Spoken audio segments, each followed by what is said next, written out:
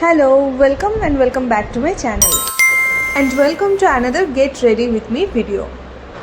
So রোজ তো তোমরা আমার ভিডিও দেখোই আর আমি কিভাবে স্টেপ বাই স্টেপ রেডি হই সেটাও তোমরা এতদিনে জেনেই গেছো। তাহলে চলো আজকে একটু অন্যরকম একটা গেট রেডি উইথ মি তোমাদের সাথে শেয়ার করি। তো ভাবলাম আজ রেডি হতে হতে একটা কথা তোমাদের বলি। সেদিন অ্যাকচুয়ালি একজনের পাশে বসে একজনের মুখে শুনছিলাম যে সে তার নিজের এক্সকে নিয়ে নিন্দে করেই চলেছে, আজে বাজে যাচ্ছে তাই কথা বলেই চলেছে। যদিও তোমরা এখন সবাই ভাববে যে ঠিক আছে, সে নিজের এক্সকে নিয়ে বলছে, তাতে তোমার কি।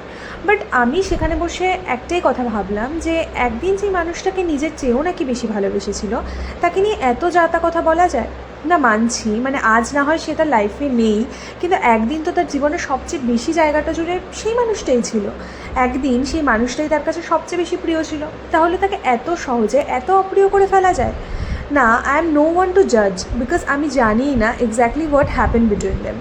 But all I know that একটা সময় যে ভালোবাসাটা ছিল তাকে নিয়ে এত লো মন্তব্য করতে পারা যায় না। কি জানি বাবা, আমি শুধু ভাবছিলাম যে আমি তো পারবোই না।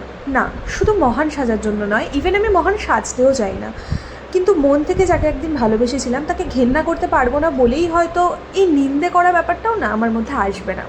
No, it's not my style.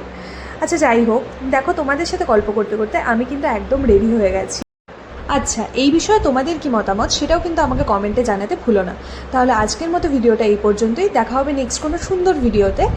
আজকের মতো টাটা বাই। আর হ্যাঁ, আমার লুকটা কেমন হয়েছে সেটাও কিন্তু আমাকে কমেন্টে অবশ্যই জানিও।